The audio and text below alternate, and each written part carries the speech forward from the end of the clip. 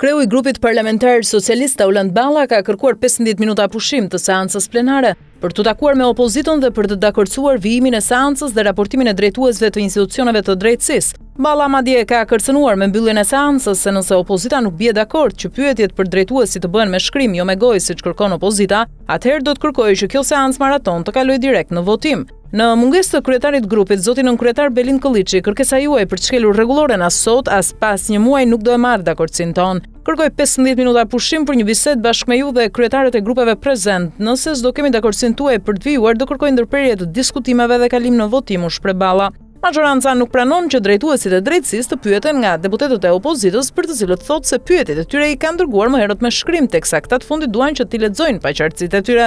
Pas një debati procedural që zgjati për më shumë se 1 orë e 30, kreu i grupit socialist kërkoi një pushim disa minutash për mundësinë e arritjes së dakordësisë për këtë çështje. Në të kundërt njësoj si në seancat e tjera, do të kalohet në votim. Seanca e sotme parlamentare, ku janë parashikuar të raportojnë 5 drejtues të institucioneve të pavarura dhe debati është rënë dakord të jetë mbi 12 orë, rrezikon sërish të bllokohet. Shkak është procedura që do të ndiqet për debatin mbi secilin raport të institucioneve të pavarura. Kreu i Kuvendit Niko Peleshi tha se, bazuar mbi manualin e raportimit të institucioneve në kuvend, deputetët duhet të dorëzonin pyetje deri para nisjes së seancës dhe më pas gjatë raportimit drejtuesi i institucionit të pavarur lexon pyetjen dhe jep përgjigjen. Sipas Peleshit, kjo është një praktikë ndjekur që nga viti 2016, por e pazbatuar në 2 vitet e fundit. Në të njëjtën linjë ishte edhe kreu i grupit socialist Auland Balla. Ka një rregull, pyetjet depozitohen përpara seancës. Edhe kur do t'i bësh pyetjet kryeministrit, pyetjet depozitohen përpara dhe kryeministri lexon pyetjen që i ka dhënë deputeti. Keni 5 orë për të folur, ndoshta ai aty Berisha nuk do që ju të flisni, është puna e tij, u shpreh Balla, por sipas opozitës kjo është një tentativë për të mbyllur gojën opozitës dhe për të prishur seancën parlamentare. Kjo është një tallje me rregulloren dhe kushtetutën dhe të drejtën e fjalës, por edhe tallje me drejtuesit e institucioneve të drejtësisë se nuk janë as zëdhënës